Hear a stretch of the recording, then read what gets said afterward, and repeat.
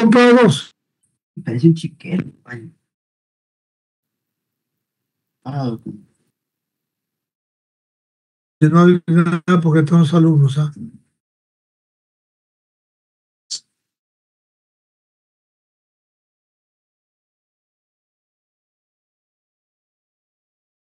Buenos días, ¿se ve el PowerPoint? Buenos días, sí se ve, profesor. Ya, listo.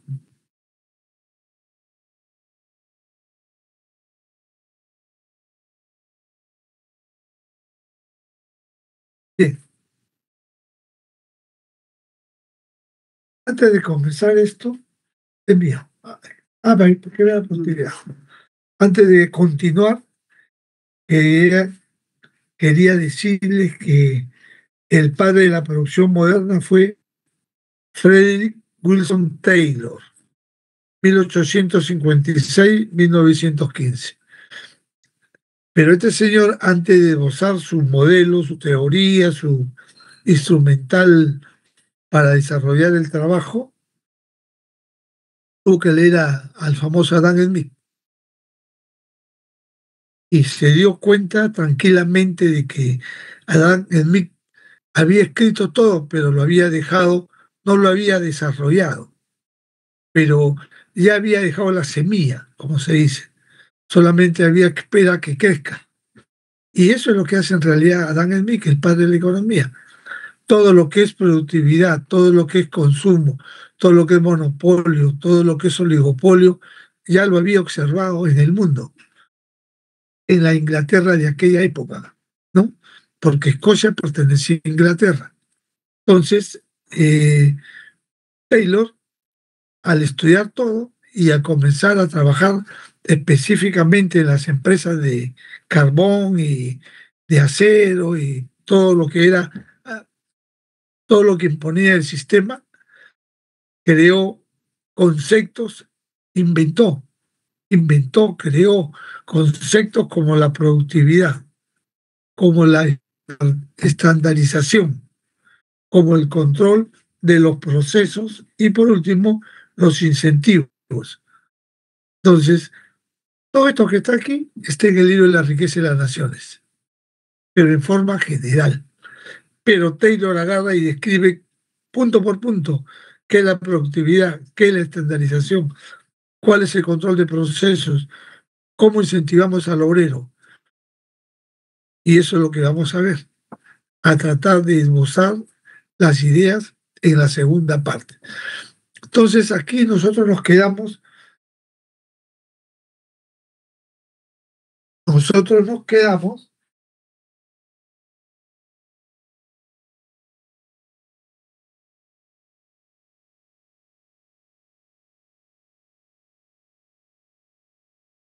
en, para hacer 10 televisores, hay varios métodos para producirlos. La tasa salarial es $75 diarios y el alquiler del capital son $250 diarios. El empresario en la vida real tiene que pagar la tasa salarial, pero no así el alquiler del capital. ¿Por qué? Porque el capital puede ser propio de él, propio. La maquinaria, equipos, camiones, puede ser propio de él, pero también lo puede alquilar y es un costo, ¿no? Entonces nosotros tenemos ahí el método A utiliza un trabajador y 1.000 soles de capital. Un trabajador cuesta 75 soles. Costo del trabajo, 75 soles. Costo del capital, 250.000. ¿Por qué 250.000? Porque $250 por 1.000 soles son 250.000. ¿Está bien? La sumatoria del costo de trabajo más el costo de capital nos da el costo total, que es 250.075. Ese es para el método A. El método B ya cambia y utiliza 10 trabajadores y 10 de capital. O sea, costo del trabajo 750 y costo del capital 2.500. La suma 3.250. Y el método C, para hacer 10 televisores, 1.000 trabajadores, un capital, un sol o uno de capital, una unidad monetaria, entonces sería 75.000 de costo de trabajo y 250 de capital. Y eso arroja 75.250. Podemos observar que de los tres, el más liviano es el método B, porque tiene 3.250. Y el más pesado es el método A, que tiene 250.000. Y por descarte el tercero, que es 75.250. Bien, entonces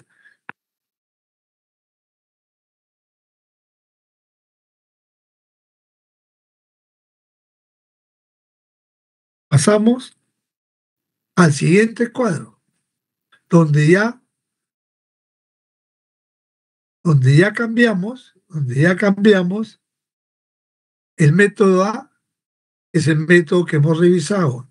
Ahora pasamos a la tasa salarial, dólares diarios, alquiler de capital de $1 diario. Entonces aquí cambia.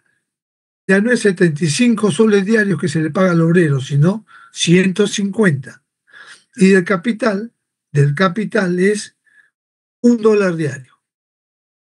Entonces tenemos trabajo 1 con los mismos datos, capital 1.000, ¿no? Y costo del trabajo, como es 1, 150, y como se paga un sol por el capital, 1.000 por 1.000, 1.000. Y eso arroja 1.150. En el B. En el método B tiene 10 trabajadores y 10 para usar de capital. Entonces sería 1.500 más 10 por 1, 10, 1.510. Y en el método C tiene 1.000 de trabajo, 1 de capital. El costo del trabajo sería 150.000, porque es $150 diarios, más 1 de capital. Y eso arroja 150.001. Pueden observar que el menor costo total, en este caso, a $150 es el A. A 75 US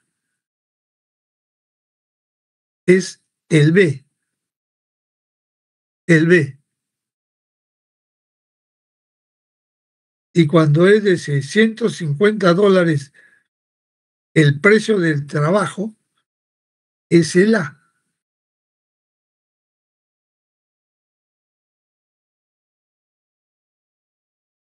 Entonces, anexamos el método C. El método C, donde dice que la tasa salarial es $1, se paga el salario $1 y el capital 1.000. Entonces, siguiendo la secuencia, trabajo 1, ¿no? 1 por 1, un trabajador gana $1 y el capital es 1.000. Pero como el alquiler es 1.000, serían 6 ceros, sería 1.000.000. Entonces aquí sería 1.000.001 unidades monetarias. En el método B sería 10 personas, 10 de capital, 10 por 1, 10, 10 por 1.000, 10.000, y sería 10.010. Bien, el punto C sería trabajadores 1.000, capital 1, ¿no? Se paga $1 diario, 1.000 por 1, 1.000, y se paga $1.000 de alquiler. 1.000 por 1, 1.000. Sería 2.000. Entonces aquí sería en el punto C. ¿Qué se puede observar de esto? Que la tasa salarial y en segundo lugar, el alquiler del capital es el que manda la toma de decisión. Entonces, si yo les preguntara ahorita a uno de ustedes, ¿dónde en los tres paquetes que hemos visto, A, B, C, dónde cae donde hay mayor empleo? ¿Dónde hay mayor empleo?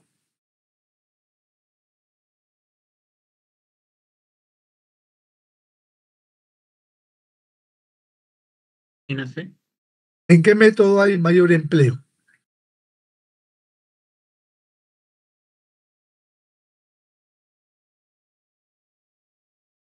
O sea, ¿dónde hay mayor empleo? Entonces comencemos a analizar. En el primer método, cuando la tasa es 75, hay un trabajador. En el método B hay 10 y en el método C hay 1000. Igual sucede cuando la tasa es 150 y cuando la tasa es 1000. Entonces, ¿dónde hay más empleo? ¿Dónde se contrata? ¿Dónde se reduce la tasa de desempleo? Miren, la cosa no es tan fácil para el que quiere poner una empresa, porque quiere poner una empresa, lo que él desea es reducir los costos. En todo lugar, reducir los costos. Eso es el tipo, el empresario, ¿no? El empresario instruido o no instruido sabe que reduciendo los costos, él obtiene más capital o guarda más dinero. Todos, cuando la tasa salarial es $1 diario, utiliza 1000 personas y utiliza uno de capital, una persona de capital o $1 de capital por 1000 $1000. Entonces, por ahí se realiza la idea de que los empresarios quieren, se fajan por el país. ¿Han escuchado en CAE decir, algunos empresarios se fajan por el país o dicen, todito nos fajamos? Pero nadie dice que, nadie pone en tela de juicio quién paga más y quién paga menos por el salario, por la hora. Entonces el Estado tiene que decir, la hora de trabajo cuesta tanto. ¿Está bien? Y eso depende del empresario, como es un método liberal, de pagar alto o pagar bajo. También depende de las empresas que caigan en este país, americanas, europeas, etcétera, etcétera.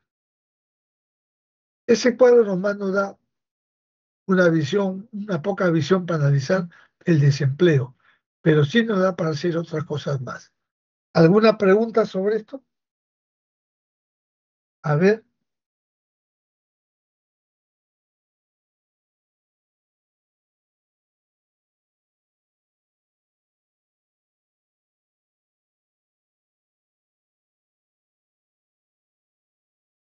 bien, solamente para terminar con la eficiencia tecnológica y la eficiencia económica, ¿no? Recuerde que la eficiencia tecnológica ocurre cuando la empresa genera una producción determinada utilizando la menor cantidad de insumos. Observe las cifras de tabla y verá que el método A es el que emplea más capital pero menos trabajo. Más capital pero menos trabajo. En el método C es el que usa más trabajo y menos capital. Hablando de $75 diarios. Los métodos B y D están entre dos extremos. Usan menos capital pero más trabajo que el método A. Y menos trabajo pero más capital en el método C. ¿No? En el método C. Entonces,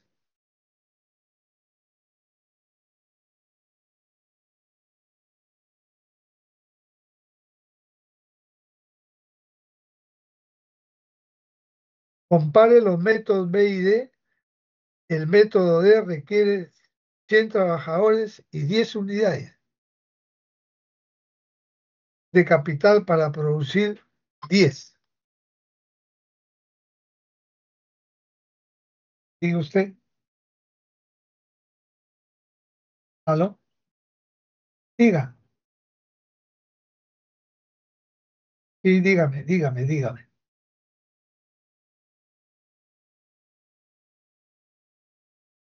No, dígame una cosita para no perder tiempo. ¿A qué tasa me da?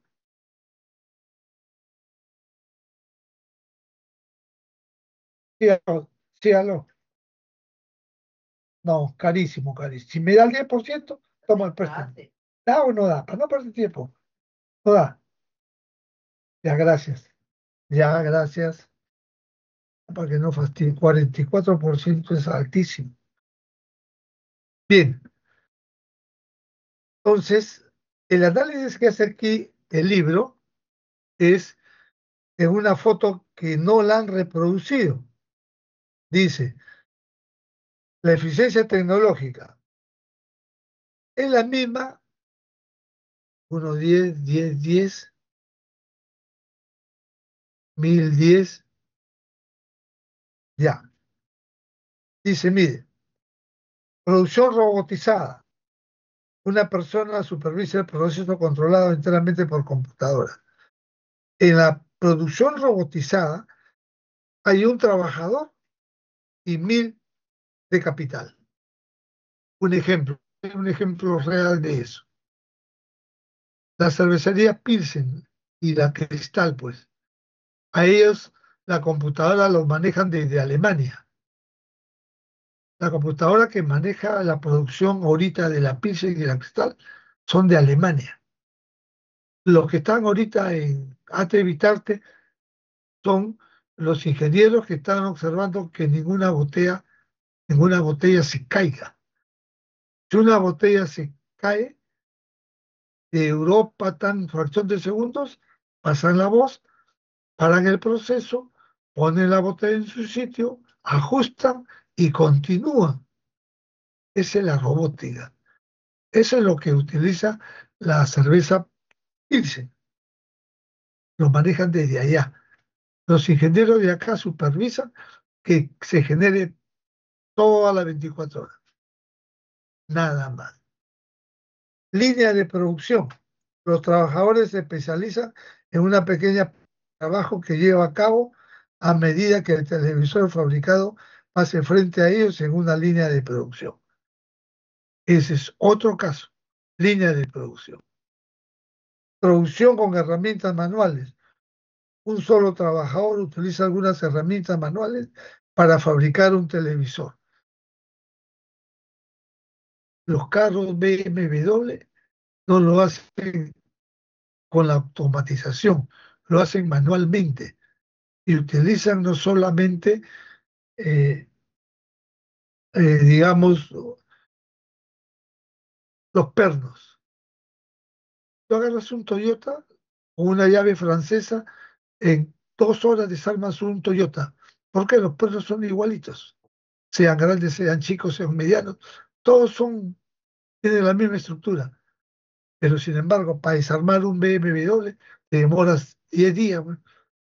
¿Por qué? Porque es hecho a mano y utilizan tipo de clavo, digamos así, o eso que se enchufa, utilizan inglesa, francesa, otro tipo de llaves, ¿no?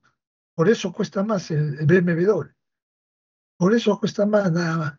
Y por supuesto que le ponen asientos originales de cuero, pues, ¿no? No le ponen lo de los carros chinos, que son bonitos, son agradables, pero no tienen esa calidad a uno. Esa es la producción con herramientas manuales. Y la producción de meses de trabajo, los trabajadores se especializan en una pequeña parte del trabajo, pero se desplazan a una mesa a otra para realizar sus tareas. Ese cuadro no lo han puesto acá. Bueno, lo han puesto de forma escondida. Producción robotizada 1, trabajo 1, capital 1000, que pertenece a la A, 1000. B, 10, 10, 10, pertenece a la A. 1001 pertenece a la A. 110 no está el 110 en ninguno de los tres métodos. Esa es la producción de meses de trabajo. Ese es cuando alguien arma un televisor, se demora bastante tiempo. Entonces, dice, compare los métodos B y D y el método D y requiera 100 trabajadores y 10 unidades de capital para producir 10 televisores. En el método B es posible producir esos mismos insumos producir esos mismos 10 televisores con 10 trabajadores. Hablando del método B en la tasa salarial 75. Repito, compare los métodos B y D. B y D. El método D requiere 100 trabajadores y 10 unidades de capital para producir televisores. Esa no está en ningún sitio, porque es el método D que no lo han puesto. Pero el método B sí lo han puesto. El método B es posible producir esos mismos 10 televisores con 10 trabajadores. 10 televisores con 10 trabajadores. El método D no es tecnológicamente eficiente debido a que la misma calidad, la misma cantidad de capital, pero más trabajo que el método B. ¿Ok? El método D tampoco lo han puesto. Algunos de otros métodos no es tecnológicamente eficiente. La respuesta es no. A cada uno de los métodos restantes es tecnológicamente eficiente el método A. Usa más capital, pero menos trabajo que el método B. Y el método C usa más trabajo, pero menos capital que el B. ¿Cuál de estos métodos son económicamente eficientes?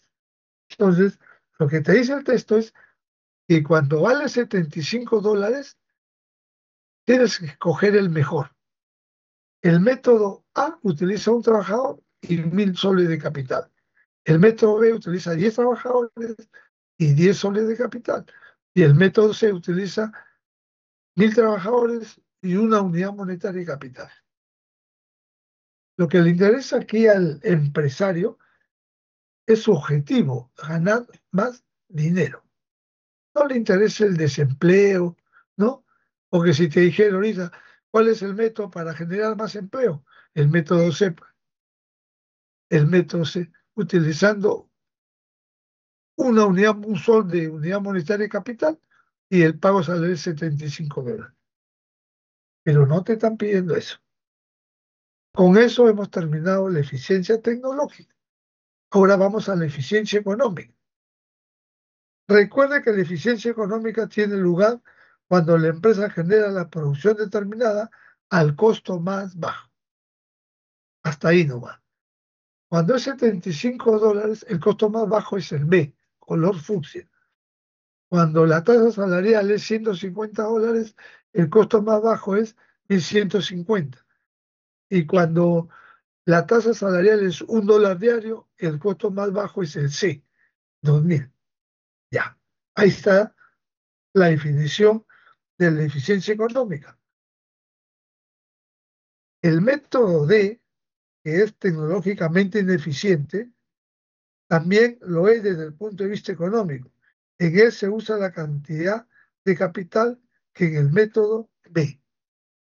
En el método B. Pero 10 veces más trabajo, por tanto cuesta más. Un método tecnológicamente ineficiente nunca es económicamente eficiente. Uno de los tres métodos tecnológicamente eficientes también lo es económicamente. Los otros dos son económicamente ineficientes, pero la eficiencia económica de cada método depende del precio de los factores. En la tabla 10.3, la tasa salarial es de 75. Ahí la tenemos, 75. Y la tasa de alquiler es 250 de capital diario. Al analizar esta parte vemos que el método B tiene el costo más bajo y el método económicamente eficiente. ¿Ok? El costo más bajo y el método económicamente eficiente. En la parte B, cuando es $150 diarios, la tasa de alquiler de capital es de $1, ¿no? En la parte B de la tabla 10.3, la tasa salarial es de $150 diarios, se paga, y la tasa de alquiler de capital es $1 diario. Al analizar esta parte, vemos que el método A tiene el costo más bajo y es el método económicamente eficiente, costo más bajo. Bien, en este caso el capital es tan barato en relación al trabajo. El método que usa la mayor cantidad de capital es el método económicamente eficiente. En la parte C, cuánto vale un solar diario y el alquiler es 1.000, así vemos que el método C tiene el costo más bajo y el método económicamente eficiente. En este caso, el trabajo es tan barato en relación con el capital que el método que usa más trabajo es económicamente eficiente. La eficiencia económica depende de los costos relativos de los recursos. El método económicamente eficiente es el que utiliza la menor cantidad de recursos más caros y la mayor cantidad de recursos menos caros. Cuando las empresas no son económicamente eficientes, no maximizan sus utilidades. La selección natural favorece a las empresas eficientes. Las ineficientes desaparecen. Las empresas ineficientes dejan operar o son compradas por empresas con menores costos. Bien, entonces, en resumen, cuando la tasa salarial es $75, la mejor opción es la B, donde hay 10 trabajadores y se utilizan 10 unidades monetarias de capital. Y el costo total es 3.250.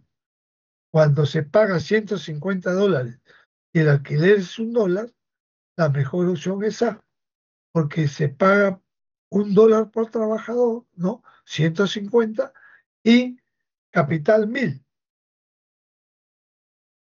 Por un trabajador, 1.000. Y eso da 1.150. Y en la parte C hay 1.000 trabajadores que cobran $1 y la unidad de capital es $1.000, pero se utiliza una unidad. Entonces, 1.000 más 1.000, 2.000. A diferentes tasas salariales, los resultados óptimos son diferentes. Ahí está explicado. Una vez que tienes todo eso, ¿no? Vas a continuación, analizaremos las restricciones de información que enfrentan las empresas y diversas estructuras de organización que genera después de tener esto. Entonces, ¿quedó claro esto? ¿Quedó claro? ¿No hay problema ahí? A ver,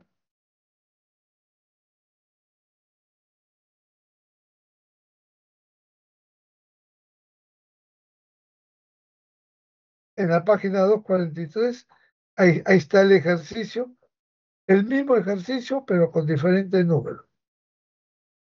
¿Cuáles son los métodos tecnológicamente eficientes? ¿Qué método es económicamente eficiente si la tasa salarial por hora y la tasa de alquiler implícita del capital son $1, $100, $5, $10, etc.? Ese ejercicio se repite en el 9 y se repite en el 20, 24, ¿no? Etcétera. Bien, si no hay preguntas, continuamos. Información de organización. Cada empresa organiza la producción de bienes y servicios usando la combinación de sistemas. Sistemas de mando y sistemas de incentivo. ¿Cuáles son los sistemas de mando? A ver,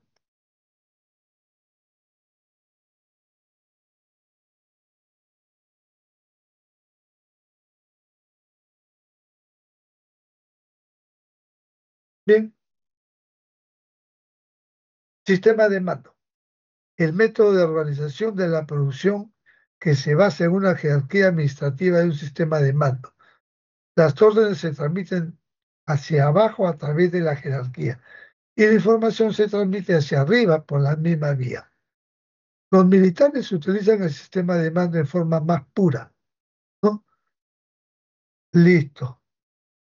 Las empresas de mando no son tan rígidos como las instituciones militares, pero comparten en eso algunas características similares. Bien, vamos a ver un ejemplo.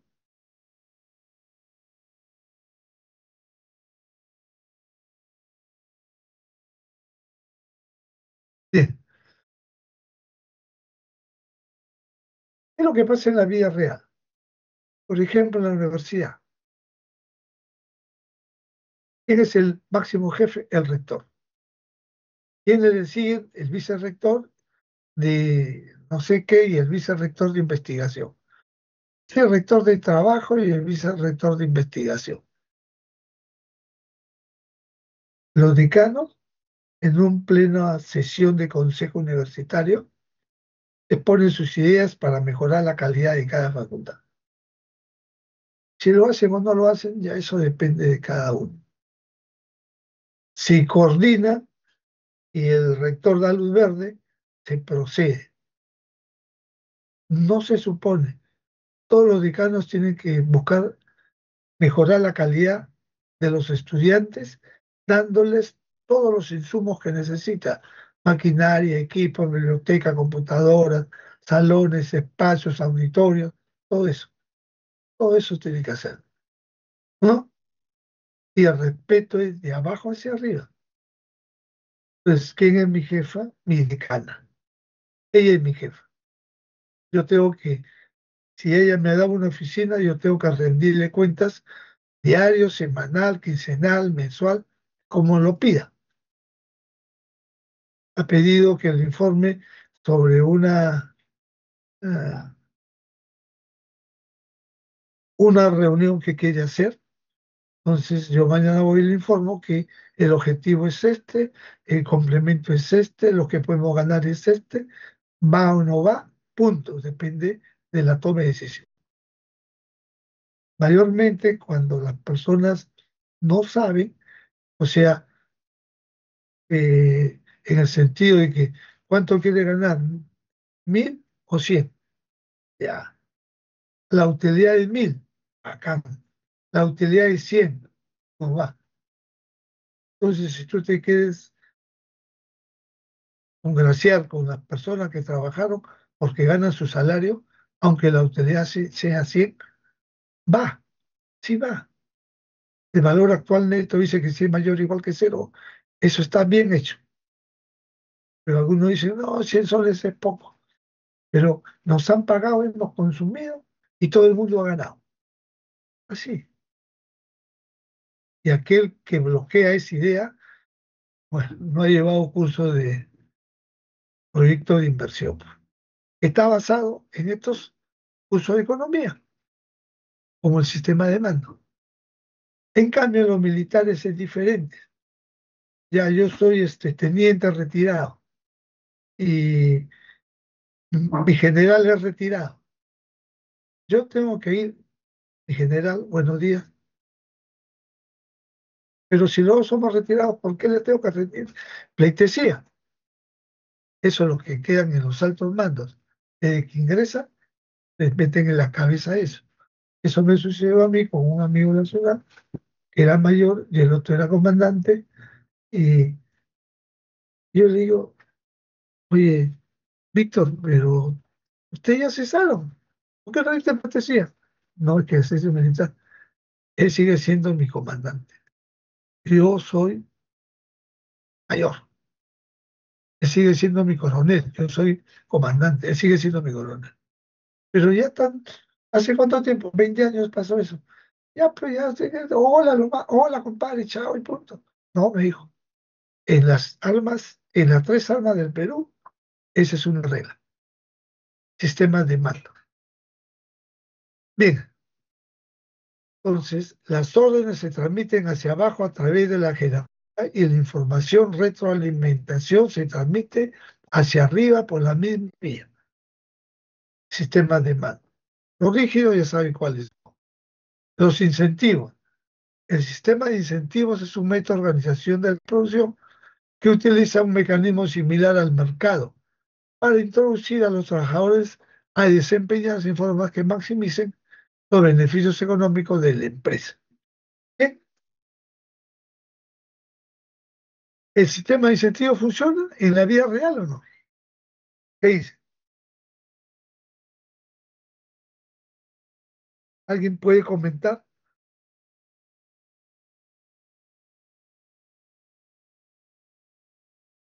A ver,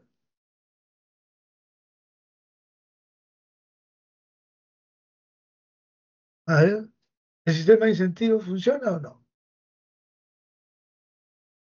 Bueno, si yo le digo, si van a ganar 5 puntos en el examen, si me traen la bibliografía de Dan Smith,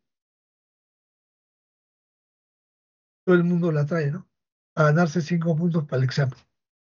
Ese es un incentivo. Entonces yo le digo, a ver, si me trae la comparación de Vicky y Ricardo, cuáles son sus cualidades, cuál fue el mejor y quién dejó a posteridad los conocimientos, ya la cosa se complica. Y si le digo, a ver, tráigame el método de Smith en forma matemática y el método de Ricardo en forma matemática, todos sus conocimientos, se complica más, ¿no?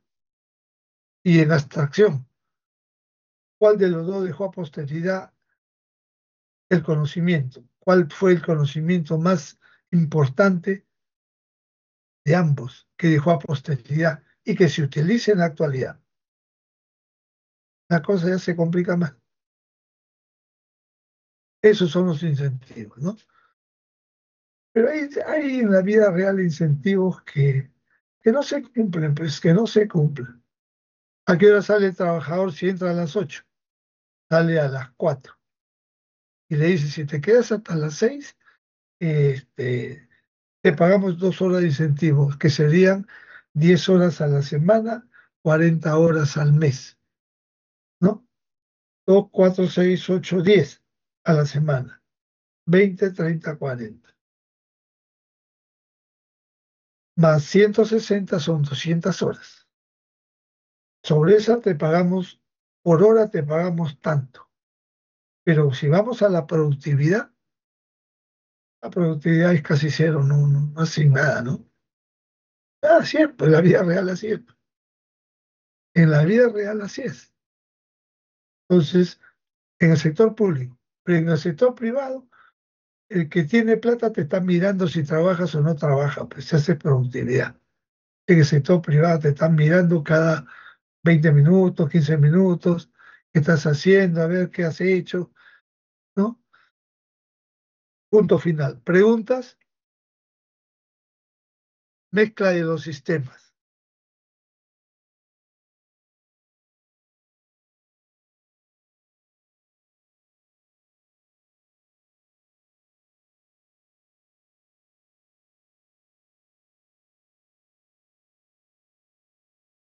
Bien,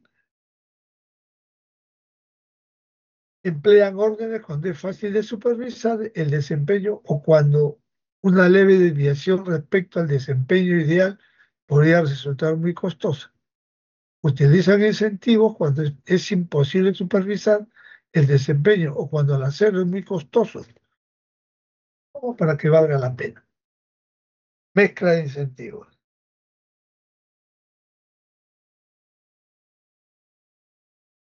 Bueno, y habla de algo, ¿no?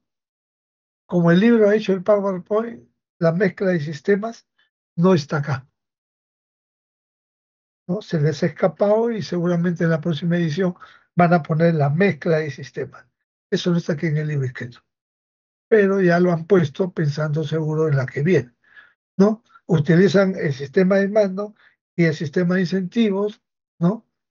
Lo mezclan y obtienen lo mejor, si no, hacen lo que está expresado ahí. Problema del agente y del principal, ese sí está.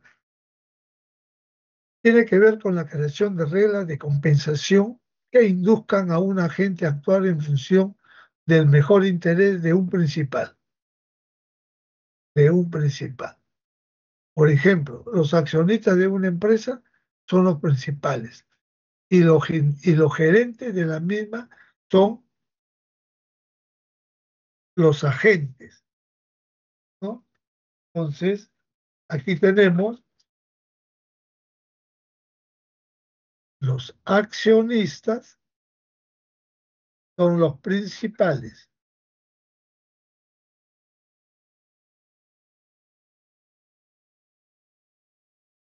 y los gerentes son los agentes.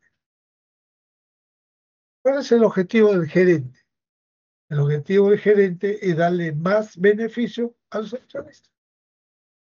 Si el gerente cada año va incrementando las utilidades de cada accionista, para el accionista ese gerente es A1, que siga en la ronda. Pero si el accionista, si el agente, en este caso el gerente, no da, aumenta las utilidades, lo cambian. Entonces, los gerentes no son tan poca cosa, ¿no? Ellos piden el 10% de todas las utilidades, los gerentes. Entonces, en Estados Unidos, en el año 60, 70, ya se dieron cuenta que ellos piden el 10% de las utilidades, no más que yo. Entonces, si se hace 1.000 millones, ¿cuánto es el 10%?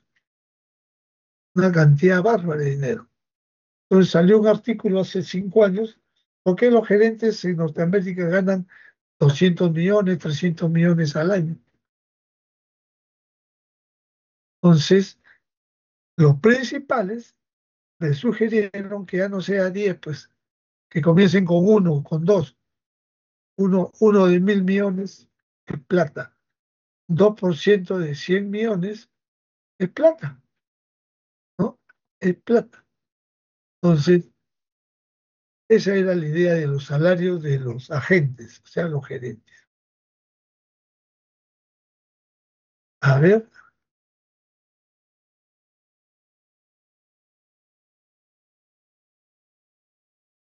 ¿qué más dice?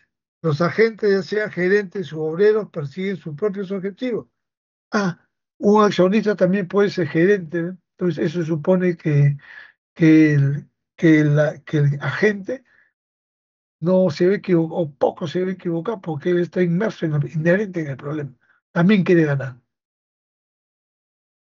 Los agentes, ya sean gerentes u obreros, persiguen sus propios objetivos. A menudo imponen costos sobre el principal. Por ejemplo, el objetivo de los accionistas de Citicorp principales es maximizar las utilidades de la empresa, las utilidades reales, no las ficticias que solo aparecen en el papel. No obstante, las utilidades de la empresa dependen de los accionistas, de sus gerentes, los agentes, quienes tienen sus propios objetivos.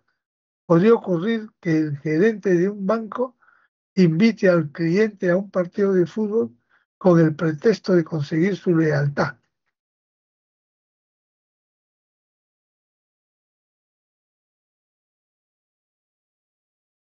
Ajá, ya.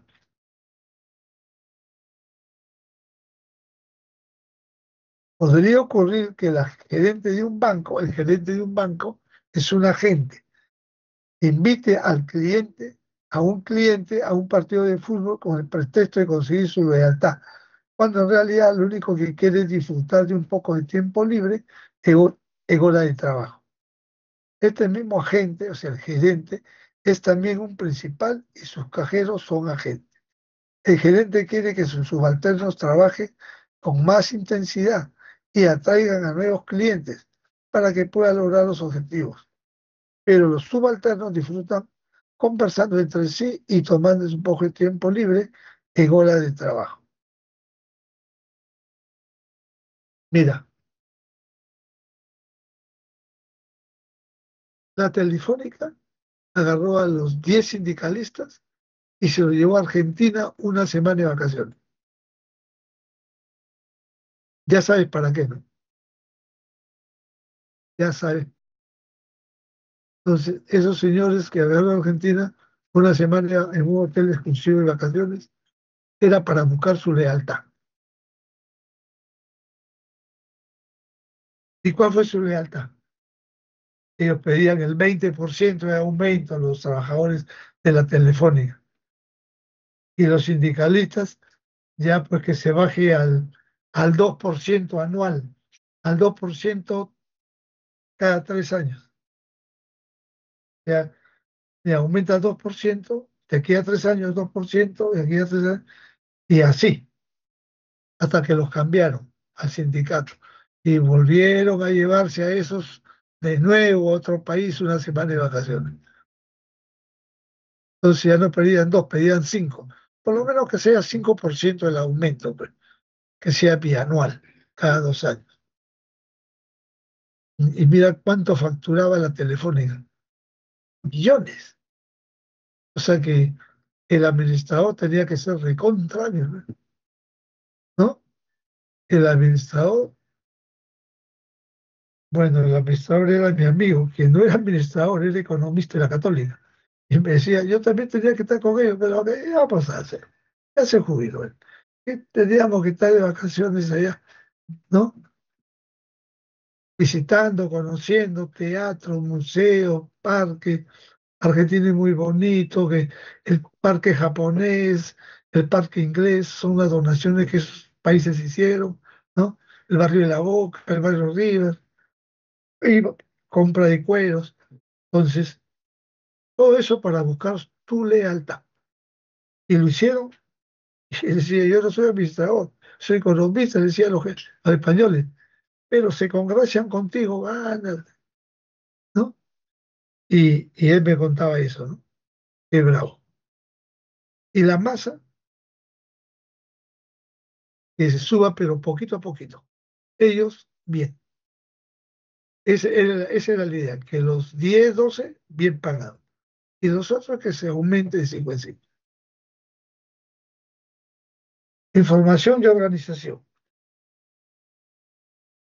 Cada principal debe crear incentivos que motiven a cada agente en función de los intereses del principal.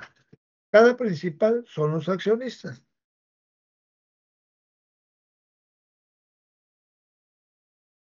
Cada accionista debe crear incentivos que motiven a cada agente a trabajar en función de los intereses del principal, que son los agentes, los accionistas. Las tres maneras de hacer frente al problema del agente y el principal son la propiedad, el pago de incentivos y los contratos a largo plazo. La propiedad. Ahí está la propiedad, ¿no?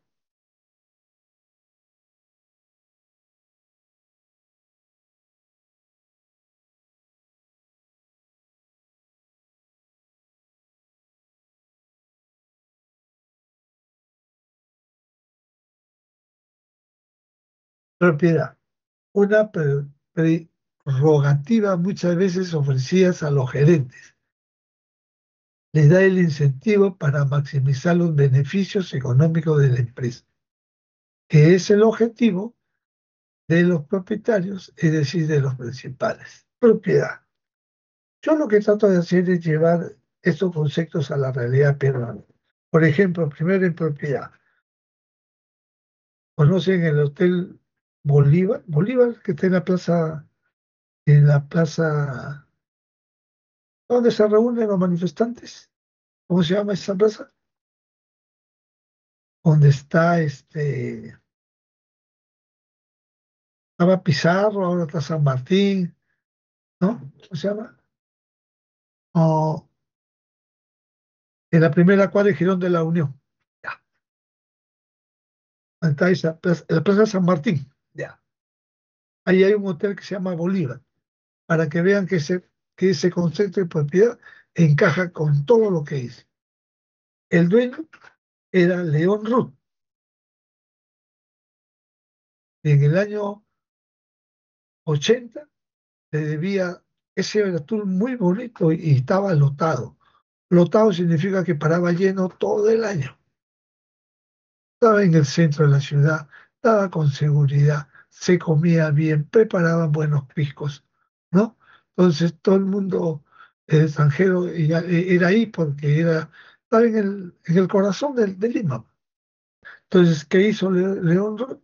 Amasó una fortuna y no les pagaba tenía como cerca de 800 empleados, desde los ascensoristas, los que limpiaban, todos eran 800. Entonces, los 800 le hicieron juicio a León y le ganaron.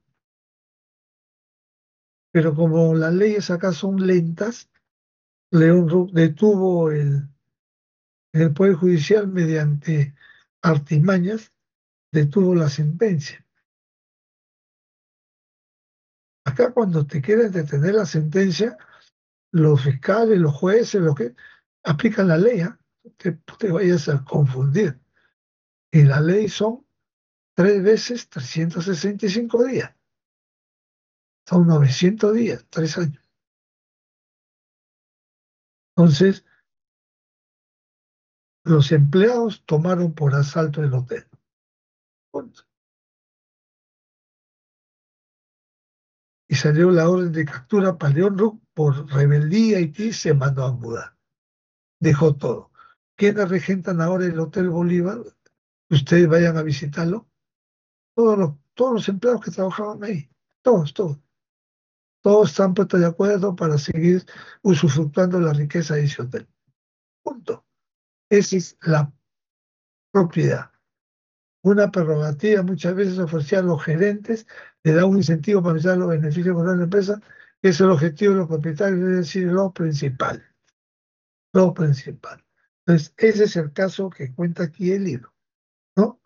Cuando, cuando Latam tuvo problemas en algunos años, hizo propietario de la empresa a casi todos sus empleados. Acá no los hizo, acá se metieron a la fuerza. Pero es lo mismo. Esa es la propiedad. ¿Está bien? Es el pago de incentivos.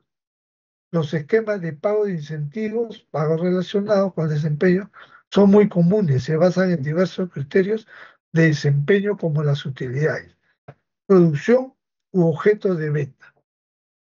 Ascender a un empleado en recompensa por su buen desempeño es otro ejemplo de la aplicación de este tipo de esquema. Incentivo vincula el pago de los gerentes o de los trabajadores con el desempeño de la empresa.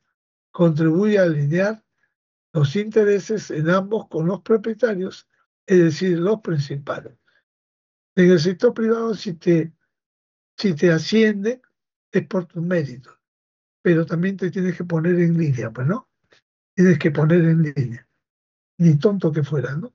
Si sabes que vas a ganar más y no vas a mergullar a ningún ciudadano, me pongo en línea, pues.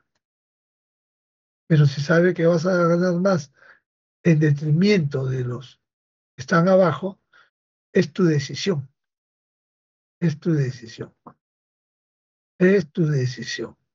¿Está bien? Entonces,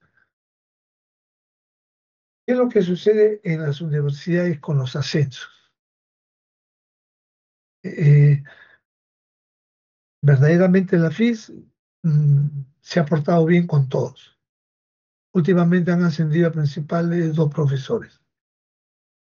¿Se lo merecen? Sí, porque han estado ya 10 años como asociados. Punto. Se acabó. Se lo merecen. Y eso es bonito porque da paz y tranquilidad. Paz y tranquilidad.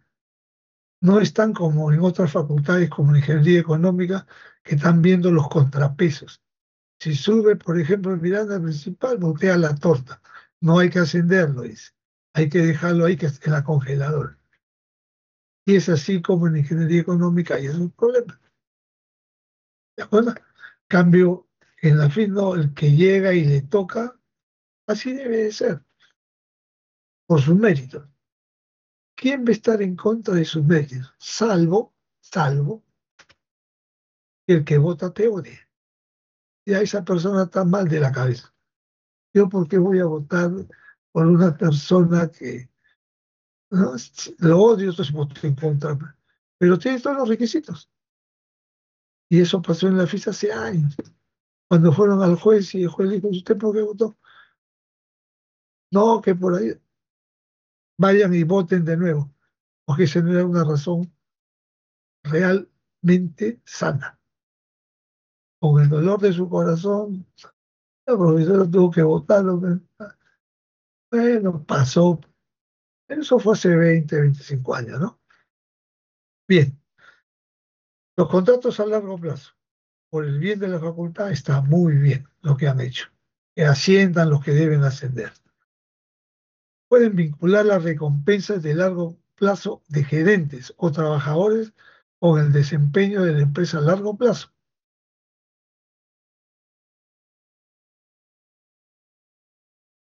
¿Cómo es esto? Contratos a largo plazo. Los contratos en el largo plazo vinculan la suerte de gerentes y trabajadores, agentes, con el éxito de los principales, que son los accionistas, es decir, el propietario de la empresa, los accionistas. Por ejemplo, un contrato que garantice varios años de trabajo para un director general lo motivará a comprometerse con una visión en el largo plazo y con el diseño de estrategias que logren las máximas utilidades durante el periodo sostenido. Estas tres maneras de hacer frente al problema del agente y el principal dan lugar a diferentes tipos de organización empresarial. Bien,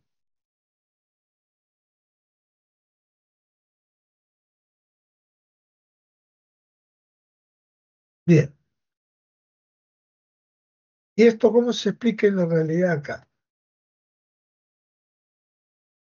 Un decano cuando gana tiene 3 años o 4 años. Y me acuerdo. Ya pongamos que tiene 4 años para gobernar. Si lo hace bien, magnífico, magnífico. Si lo hace bien, magnífico. Si lo hace mal, los de la oposición que están mirando hacen planes para vacarlo. Punto. ¿No? Hacen planes para vacarlo. Ya no quiere universidad, quiere Sarina.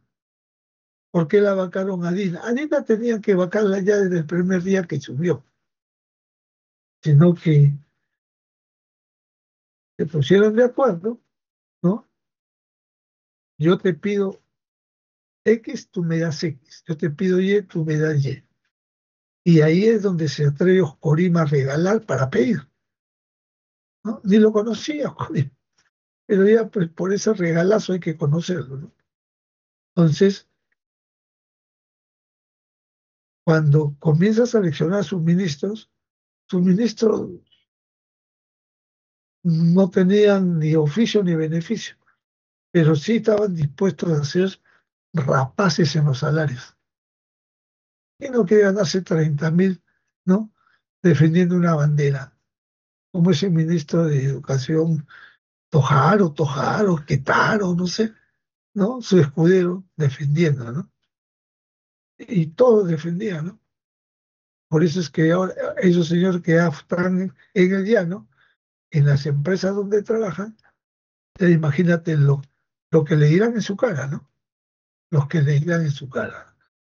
Entonces, esa es la idea de los contratos a largo plazo. El rector tiene 5 años, si hace las cosas bien, bacán.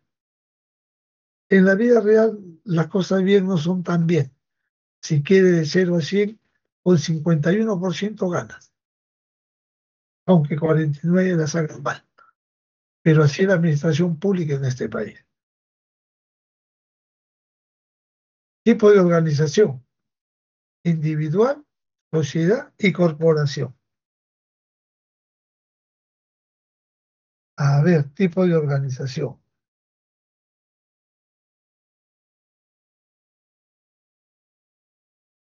Aquí en Economía y Noticias hay los principales y los agentes entienden mal la idea y pone a una transnacional JP Morgan, ¿no?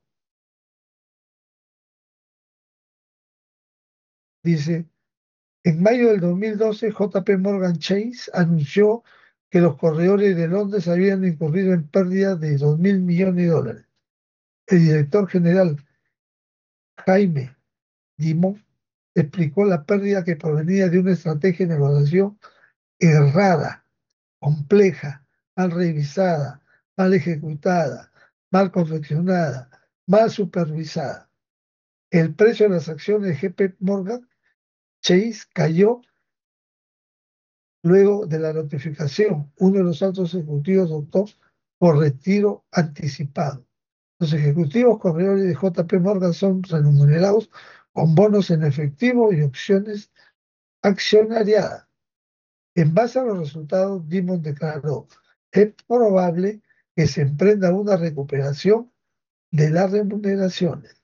Fuente AP Bloomberg Reuters 2012. Pregunta, ¿quiénes son los principales y quiénes son los agentes? Pregunta, ¿cómo trata de arreglar JP Morgan este problema principal de agente? Pregunta, ¿cómo fue que en ocasión reportada Morgan entendió mal idea? Pregunta, ¿qué mal jugó el precio de las acciones de JP Morgan? Y las respuestas están a continuación, ¿no?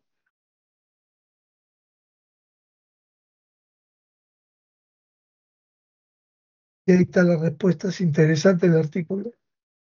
Entonces, propiedad individual. ¿Qué es la propiedad individual? Ahí está.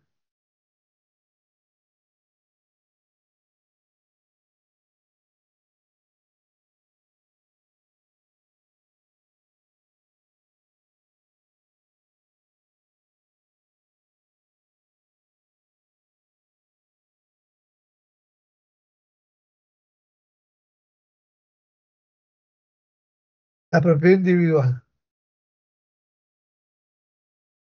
es una empresa con un solo dueño o propietario. Tiene responsabilidad ilimitada o responsabilidad legal sobre todas las deudas que incurra la compañía hasta una cantidad igual a la totalidad de la riqueza del propietario de sus activos. Si gana este individuo, muy bien. Si pierde, muy bien, porque es su problema. Él solo. Él solo se va a la bancarrota. Él solo se va a la bancarrota. Pues es una propiedad individual. Un sastre tiene una empresa de propiedad individual porque él trabaja solo. Ahora tú vas a los mercados y encuentras al propietario que es el sastre y tiene cuatro, cuatro agentes, cuatro personas que le trabajan bajo su tutela. Ahí está disfrazada la cosa porque debería ir. En cada barrio hay un sastre. Ya, él es una propiedad individual. Si genera riqueza, bien. Si pierde, él es el responsable de su problema. Esa es la idea de la propiedad individual. ¿Está bien?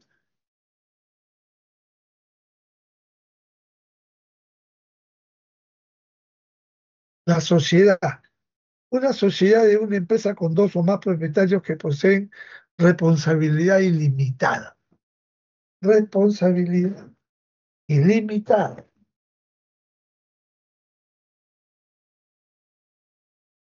Ah, a ver, vamos a ver.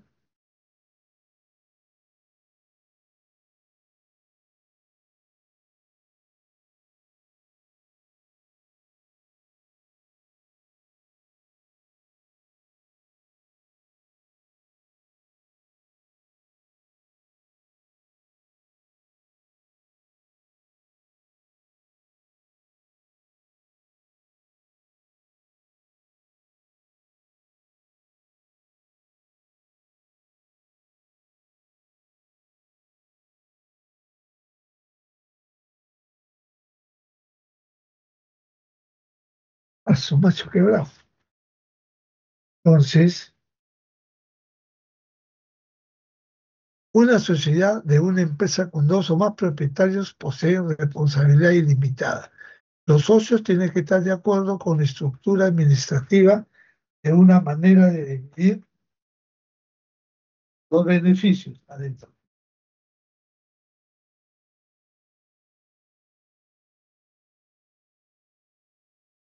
Gracias. Los socios tienen que estar de acuerdo con la estructura administrativa y con la manera de dividir los beneficios. Los beneficios económicos generados por la sociedad se graban como el ingreso personal de los propietarios. Pero miren que es una responsabilidad ilimitada.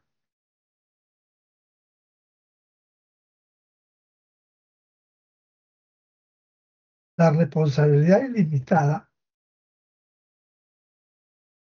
es una forma de responsabilidad legal en la que el dueño del negocio responde con todo su patrimonio personal o las deudas y obligaciones de la empresa. Si son dos o más propietarios, ellos responden si es que pierde con todos sus activos. ¿Qué significa exactamente? Si la empresa no puede pagar sus deudas, el dueño debe responder con sus bienes personales como cuentas bancarias personales, automóviles, propiedades y otros bienes a su nombre. ¿En qué tipo de negocio ocurre? En empresas individuales, negocios unipersonales, sociedades colectivas, sociedades en comanditas, con los socios gestores, etc. Se tiene un negocio propio y debe 50.000 soles, pero la empresa solo tiene 10.000. El acreedor te puede cobrar a ti directamente los 40.000 usando tus bienes personales. Ese riesgo es la responsabilidad ilimitada.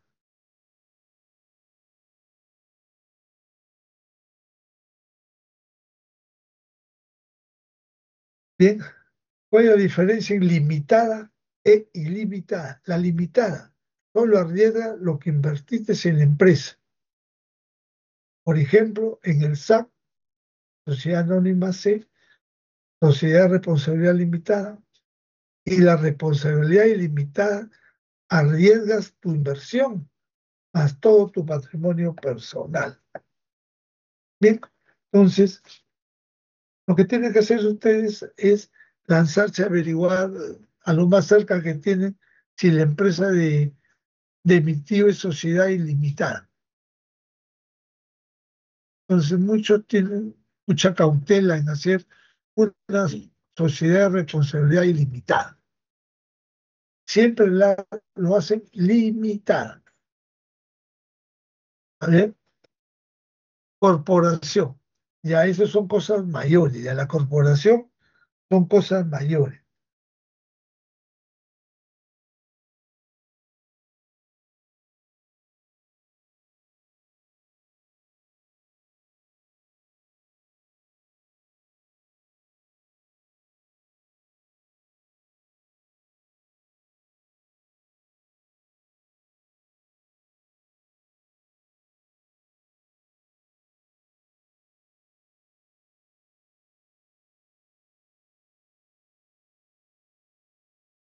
Bien, ahí tienen todo lo que son las corporaciones, propiedad de uno o más accionistas con responsabilidad limitada, lo cual significa que los propietarios tienen responsabilidad legal solo por el valor de su inversión inicial. La riqueza personal de los accionistas no está en riesgo si la empresa cae en bancarrota. Las utilidades de la corporación están sujetas al doble gravamen fiscal. La primera vez con impuesto corporativo sobre los beneficios económicos generados por la empresa y luego con un impuesto sobre el ingreso de los accionistas. Estos reciben entonces dividendos, utilidades y restantes. Bien, las leyes en el mundo son diferentes. En Argentina son diferentes a Perú. Estas leyes son de Estados Unidos, que tal vez sean muy diferentes a las nuestras. porque eso está inmerso en la Constitución. ¿Está bien? Entonces, una corporación es eso, una empresa de propiedad de uno o más accionistas con responsabilidad limitada. O sea que si le empieza quiebra, tú no te vas contra tú no te vas contra mi riqueza. ¿Está bien? Tú no te vas contra mi riqueza. Entonces tienes que observar quiénes se van por limitada y quiénes se van por ilimitada. Ahí está este tipo de organización. ¿Alguna pregunta sobre esto? Ventajas y desventajas.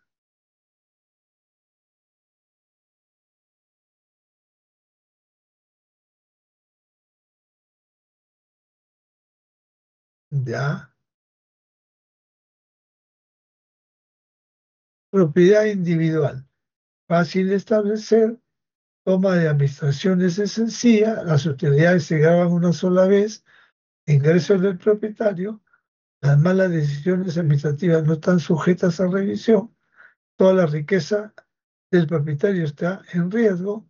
La empresa muere con el propietario. El costo de capital y el trabajo pueden ser altos. Esa es la propiedad individual. Sociedades son fáciles de establecer, utilizan procesos diversificados de toma de decisiones, pueden sobrevivir aunque uno de los socios se retire. Las utilidades se graban solo una vez, lograr un consenso respecto a decisiones administrativas, toda riqueza de los propietarios está en riesgo, el capital es caro, el retiro de un solo socio provocaría escasez. Bien, ahí tienen ustedes corporaciones.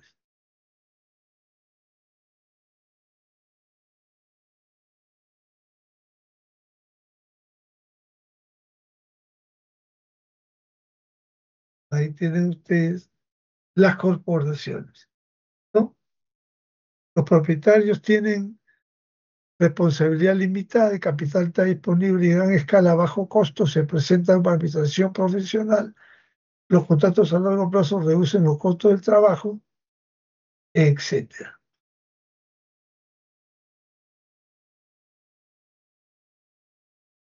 Y aquí ya nos vamos a lo propiamente dicho, ¿no?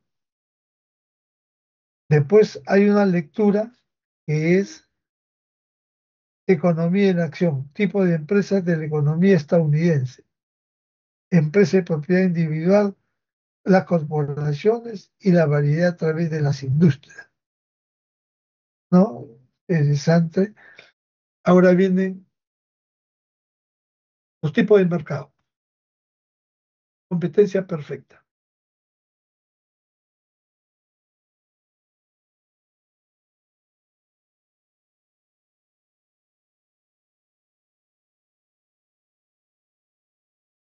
La competencia perfecta es una estructura de mercado con muchas empresas y muchos compradores. Todas las empresas venden un producto idéntico. No existen restricciones contra la entrada de nuevas empresas e industrias. Tanto las empresas como los compradores están bien informados respecto a los precios de los productos de todas las compañías que participan en la industria.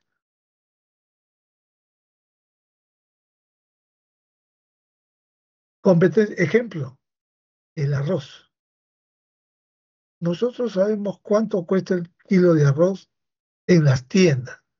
Alguien va a decir, son de diferentes precios, correcto.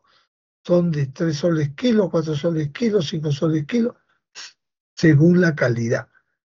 El consumidor compra lo que dispone su bolsillo, su ingreso.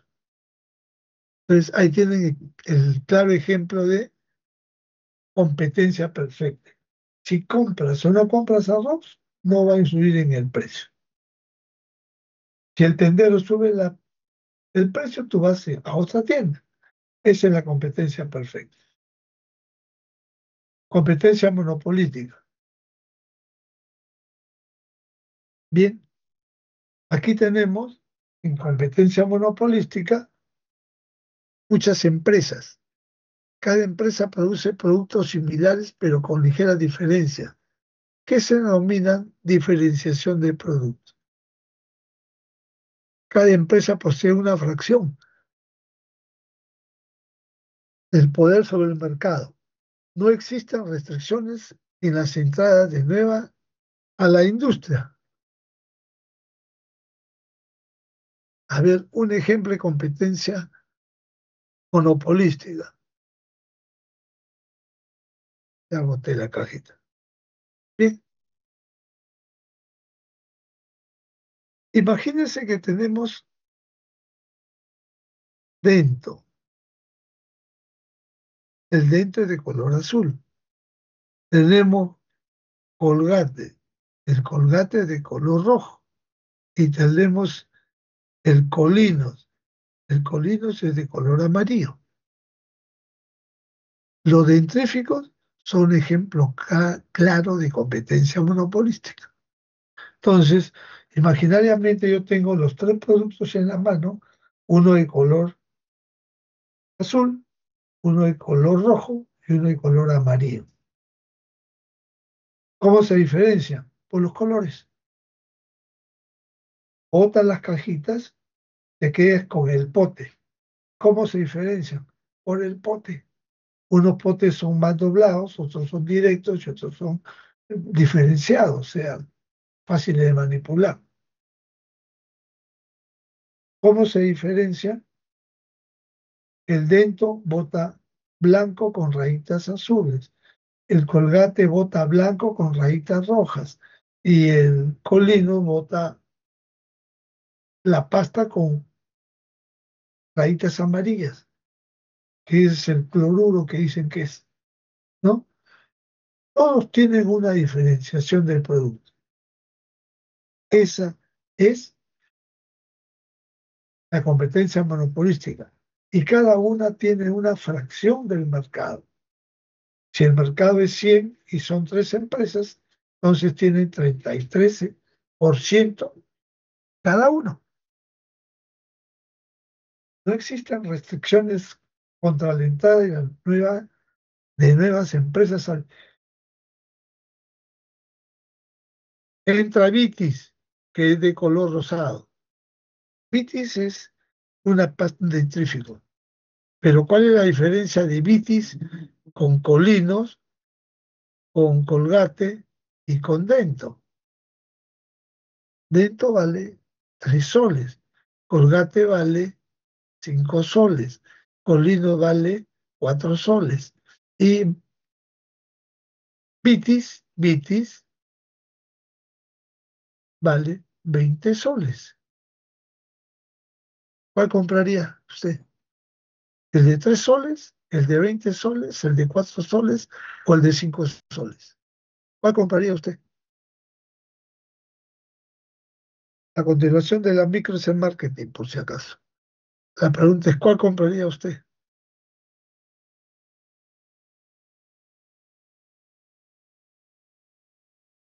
¿Cuál compraría usted? A ver, alguien que sea comentar.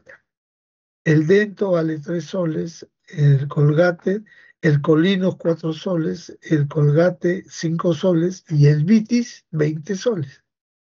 ¿Cuál compraría usted?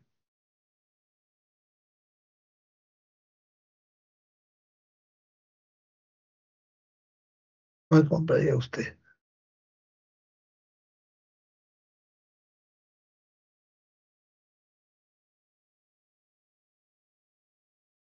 A ver, ¿quién quiere participar?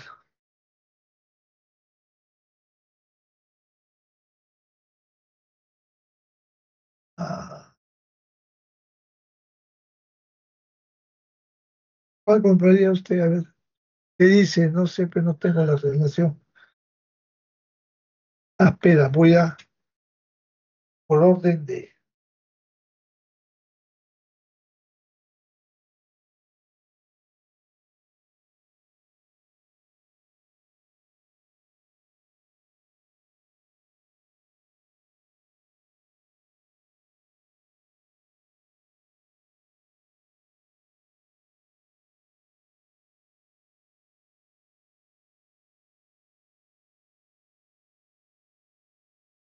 por orden de mérito. A ver, esta es la sección V.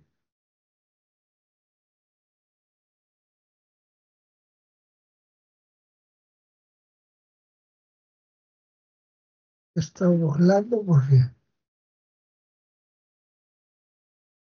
quien desea participar.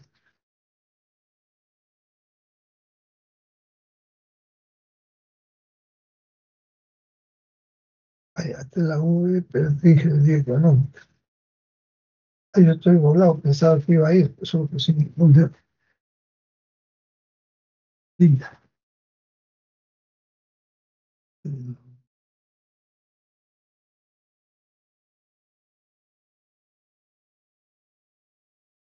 Ah,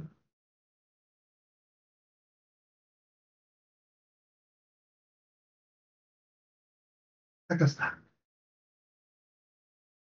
Ya, cada cosa en su lugar, siempre me gusta. Ya, esto pasaron. A ver, vamos a preguntarle a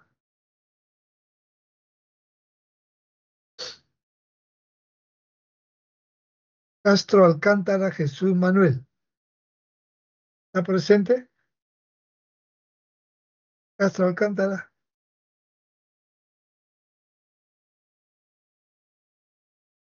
Ah, échele una victoria a Marcelo Fernando. ¿No está?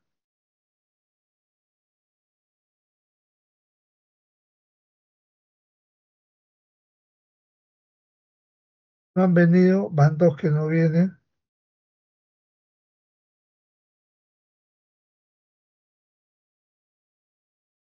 Llovera, Paco. Llovera, Paco. ¿Está? Es la sección V, ¿no? Sí, Bueno, profesor, la sección 9. a ver, el ejemplo es en la competencia monopolística.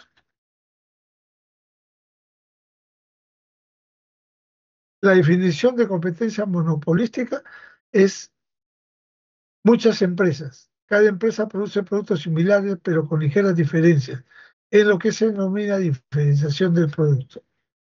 Cada empresa posee una fracción del poder sobre el mercado. No existen restricciones contra la entrada de nuevas empresas. Entonces la pregunta es, si Dento vale 3 soles, Polino vale 4 soles, Colgate vale 5 soles y Vitis vale 20 soles, ¿con cuál de los 4 dentríficos te quedarías y por qué?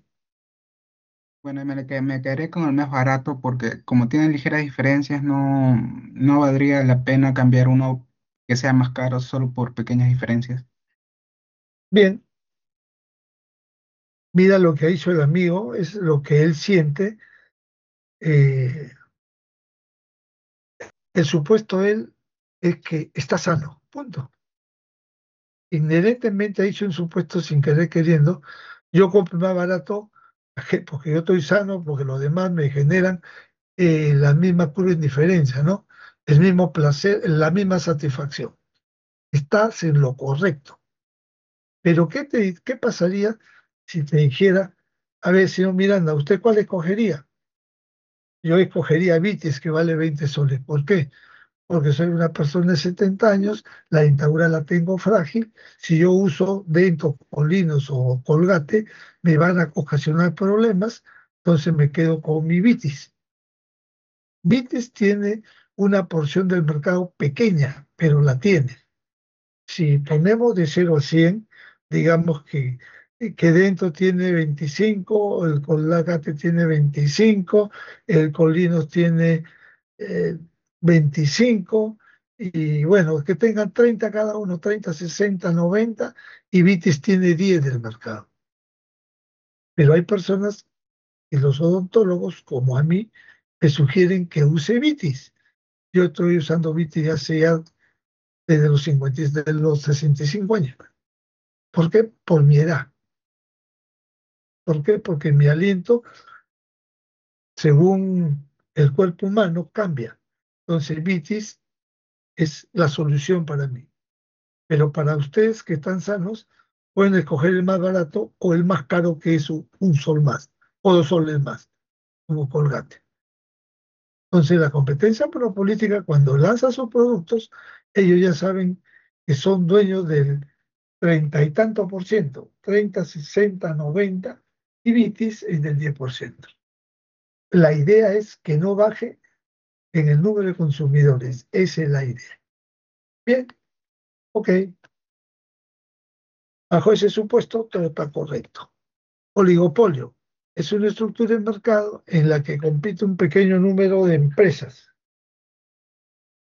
Las empresas pueden fabricar productos casi idénticos o productos diferenciados. Existen barreras que limitan la entrada de nuevas empresas.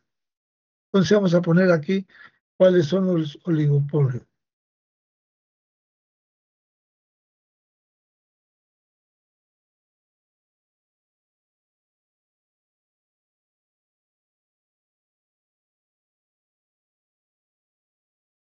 A ver si me ayuda, pues.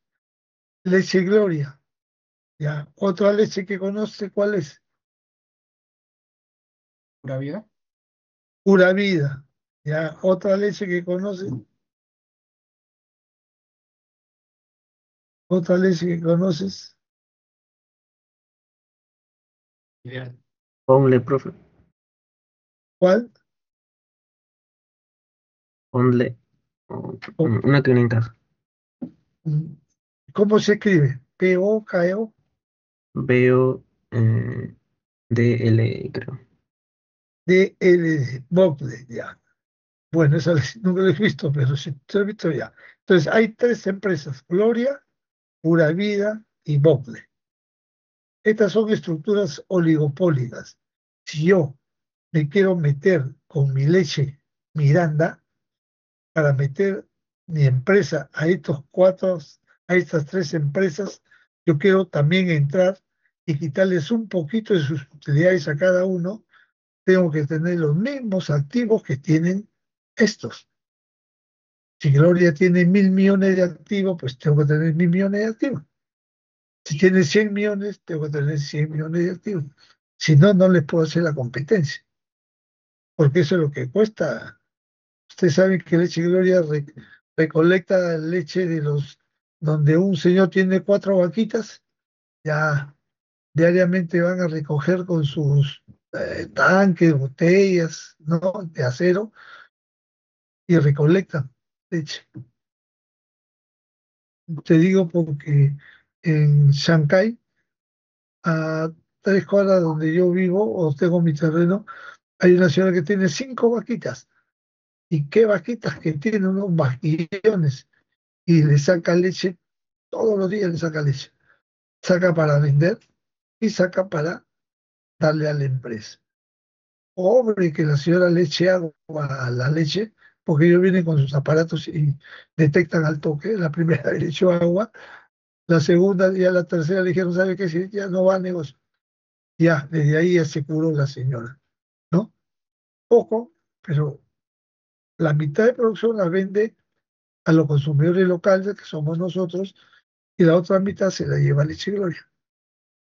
Todos los días viene el camioncito a recoger, saca su aparatito como uno de esos que se ponen a la boca para medir la temperatura, ya, grandazo, ya, correcto, paga, paga, paga.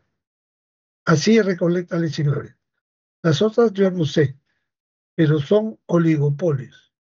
Ahora vamos a ver el oligopolio de Renault, el oligopolio de Ford, el oligopolio de Chevrolet, el oligopolio de Fiat y el oligopolio de los chinos. ¿Qué ha pasado con los oligopolios en este país? Los chinos se han traído abajo el precio de de las otras estructuras oligopólicas. El precio se lo han traído abajo. Si los chinos no hubieran entrado, un carro ahorita en situación de que estamos en proceso de crecimiento, el más común costaría $25.000. El más común. ese Nissan Toyota que tú ves, ese Kia, 25.000. Pero los chinos han entrado a romper el mercado, hasta los Mitsubishi o Mitsu, como se pronuncia, han bajado. Antes pocos tenían Mitsubishi porque era calidad y caro. Ahora cualquier vecino tiene porque el precio de los chinos han roto todo esto, han quebrado. Entonces, están entrando, mira cuando salgas a la calle, mira los chinos, Shanghai, FKL, eh, otras, ¿no? Y son bonitos, ¿ah? Son bonitos. Ya no te pueden vender la idea de que los carros chinos son malos. Ya no te pueden vender la idea de que los carros chinos ya no los puedes vender, ¿no? Ya no, porque los chinos mismos han puesto lo que han puesto todas las empresas.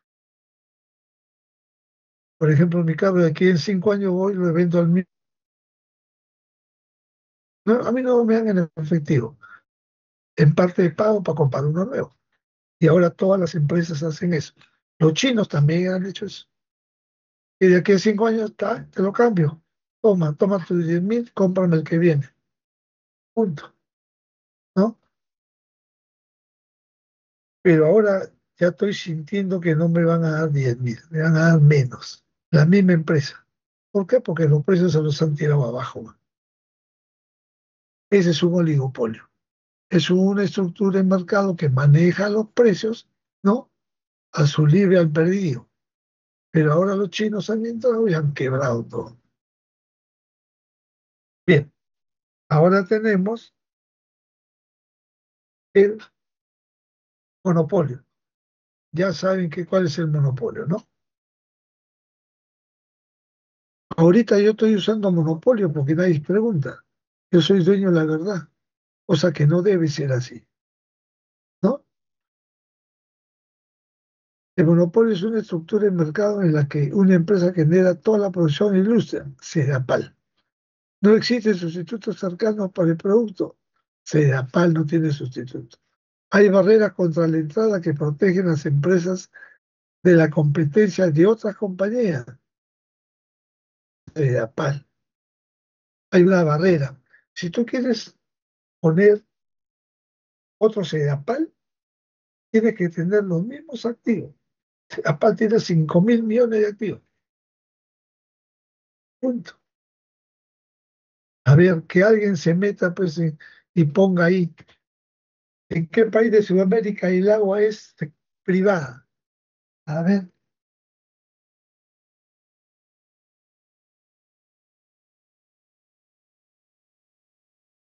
¿en qué país de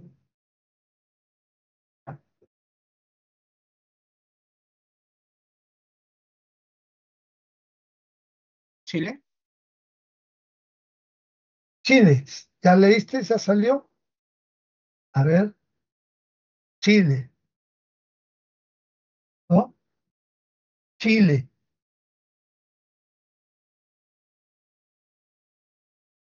Mira, Chile es el que continúa con el agua privada. ¿Está bien? En Colombia hay muchas empresas que gestionan en el sector privado. En Colombia, siendo Petro presidente de izquierda. Y en Argentina, eso fue. En Argentina ya pasó. Pero ahora con mi ley, de nuevo están privatizando. Dice, en Argentina habían tenido privatización del agua, que le fue bien, pero en algunos contratos se han revertido. A ver, a ver. Chile continúa. La pregunta es,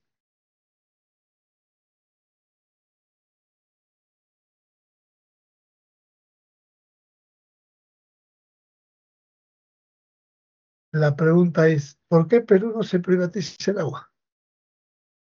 A ver,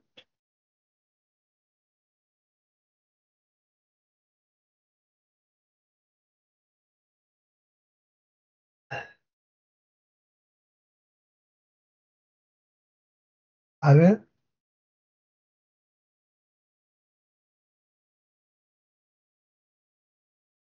ya acá está ya.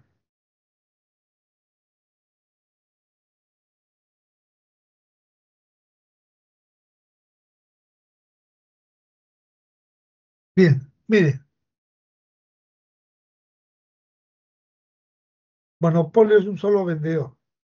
El problema es por qué en Perú no quieren vender el agua al sector privado. ¿Por qué no la quieren vender al sector privado? Porque está generando utilidades para el sector público una barbaridad. El año pasado ha tenido más de 4.000 millones de utilidades, de soles. ¿Para qué la van a vender? Debieron venderla del año 90 para abajo, cuando estaba en rojo, es del 90 al 50, estaba en rojo. Pero ¿por qué seguía habiendo agua? Porque el agua es vida y la sociedad quería agua.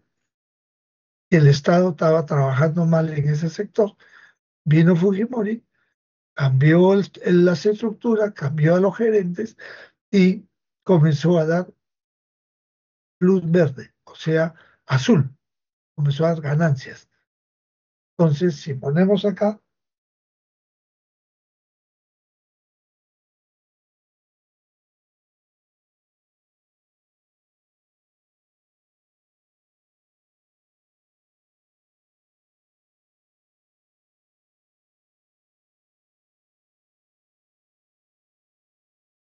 a ver,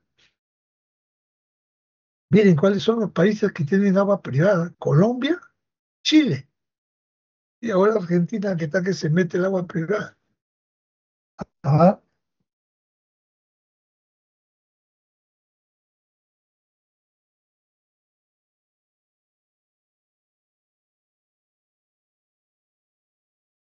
mira, en el 22, en el año 2022, Sedapal generó utilidades de 403 millones. En el 24 generó utilidades de 778 millones de soles. Entonces, la pregunta es, ¿el agua que llega a tu casa llega bien? ¿Llega sucia? ¿Llega sin protección? En Chile, si tú vas a Chile, tú abres tu caño, puedes tomar agua del caño, porque ya está purificada, está limpia. Acá no, pues acá tienes que hervir el agua para tomártela. En Colombia, también. Colombia ya entró a privatizar el agua. Y Argentina ya está en camino, ni qué hablar. Abre tu inteligencia artificial y ahí está. Ve. Ahí está.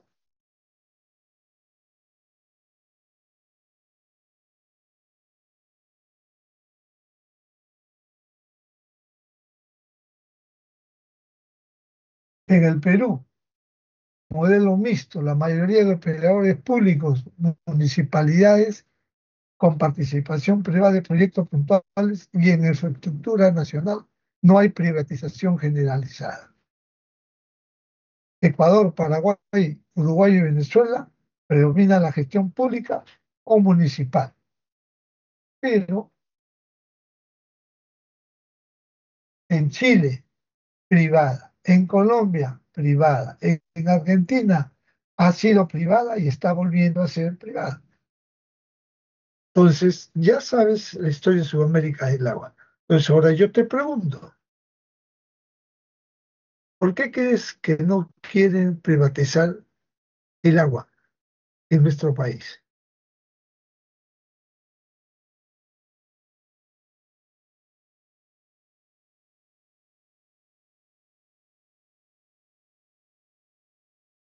Ah, a ver,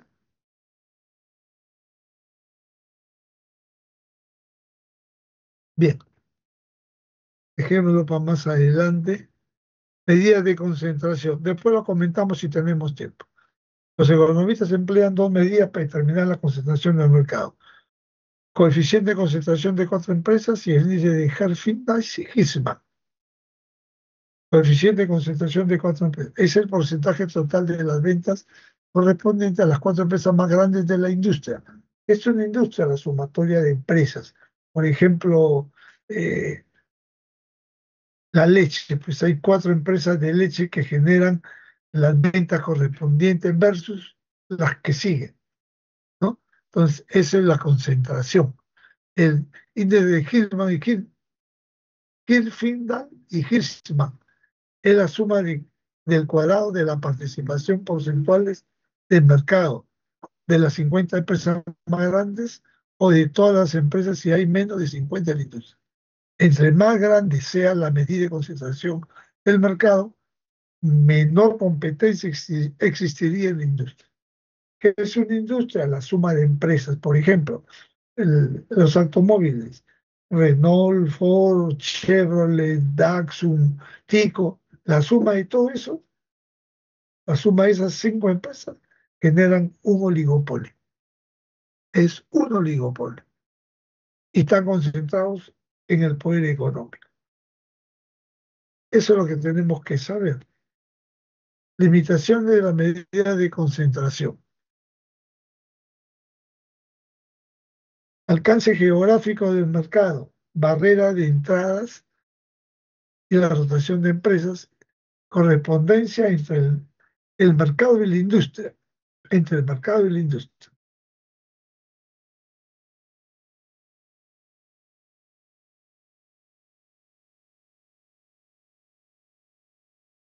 Bien, es un outsourcing. Ya,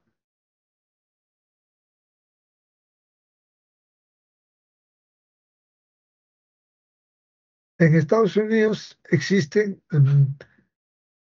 más del 50% de oligopolios.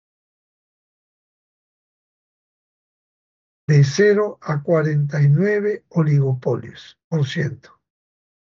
Competencia hay más del 50%. Empresas dominantes, pequeñas.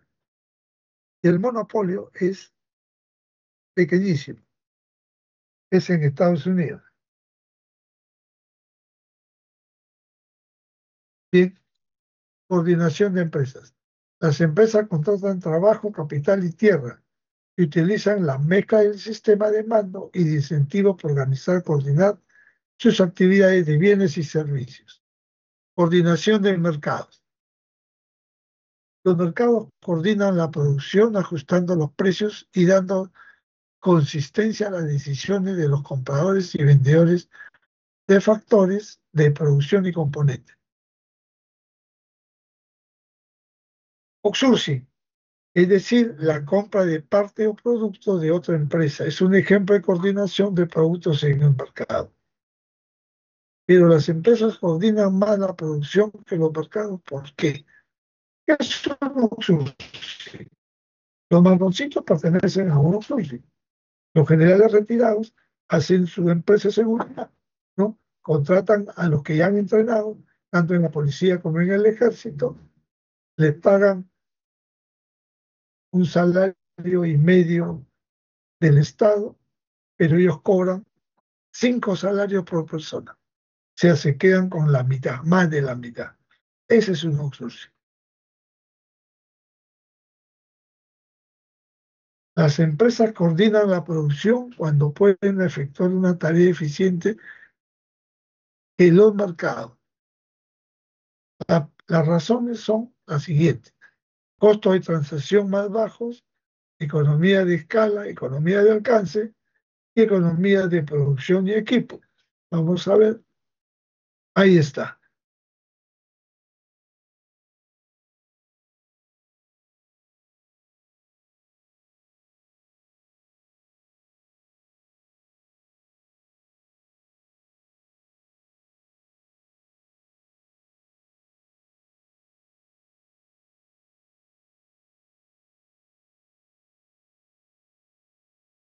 Bien, ¿alguna pregunta sobre esto?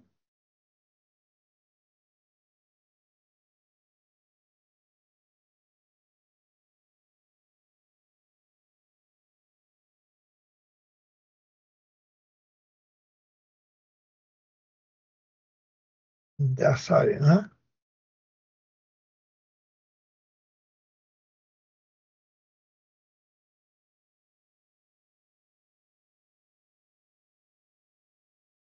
¿Ya?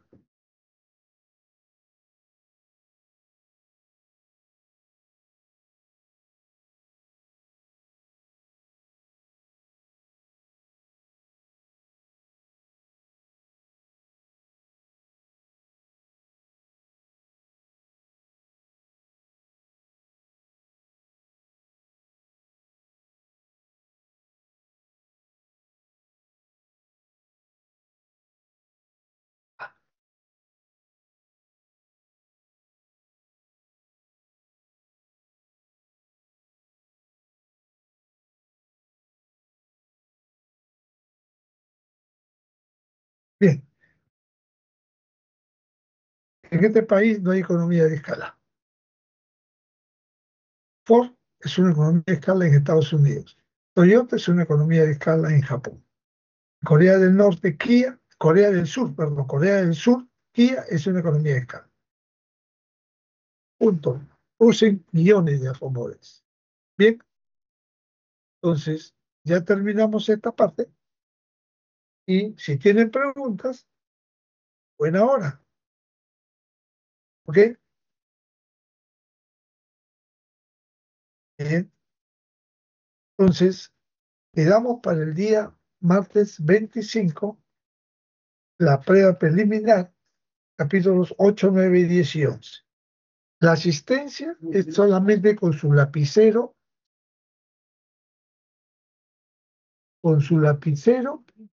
nada más y su hoja de examen, pautada, o sea, esa de 4. Ah, no, yo le voy a dar hoja de examen, yo le voy a dar hoja de examen, yo le voy a dar hoja de examen. ¿Ok? ¿Alguna pregunta?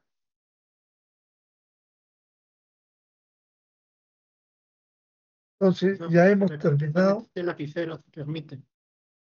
¿Tu lapicero negro ¿El o corrector azul? no se permite corrector? Corrector, lapicero rojo, azul o negro.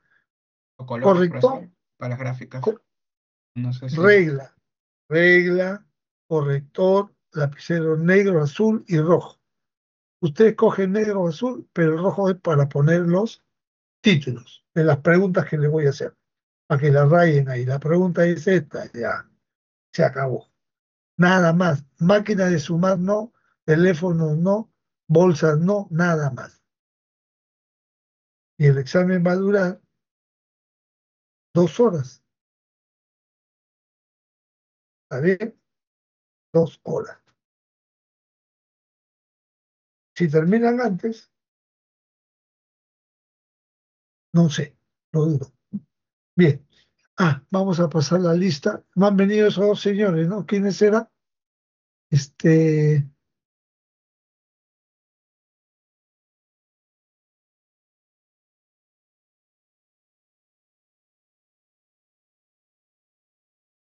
¿quiénes eran esos señores? Ah,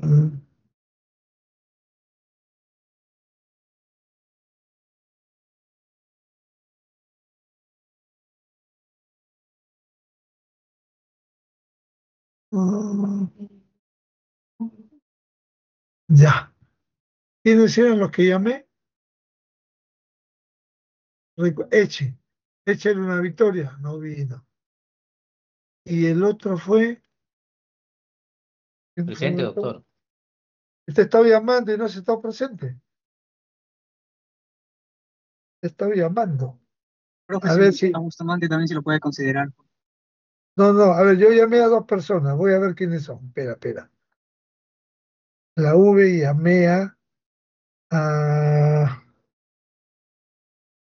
ya.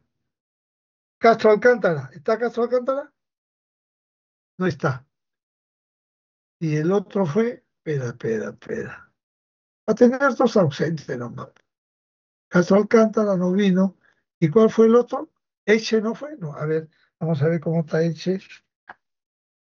Eche no fue, no.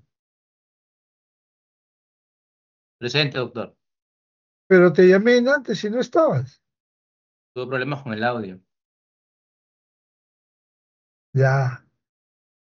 Está Torres Carne Dharma. Torres Cárdenas Darma Luz está. Sí, profesor, presente. Ya. Y por último, Llovera. ¿Está Llovera? Ya, Llovera faltó. Ya, listo. Dos faltones, nada más. Listo. Bien. Entonces, nos estamos viendo el día martes para el preliminar a las personas que desean ir. ¿Ok? ¿Hay alguna pregunta? ¿Hay preguntas? Nos quedamos ahí. Voy a...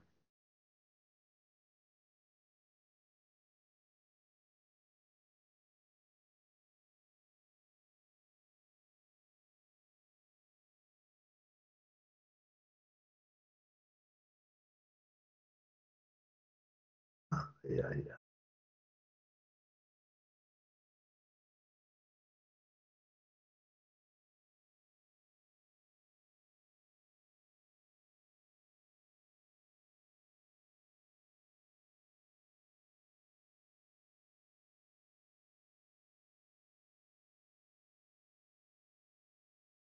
Bien.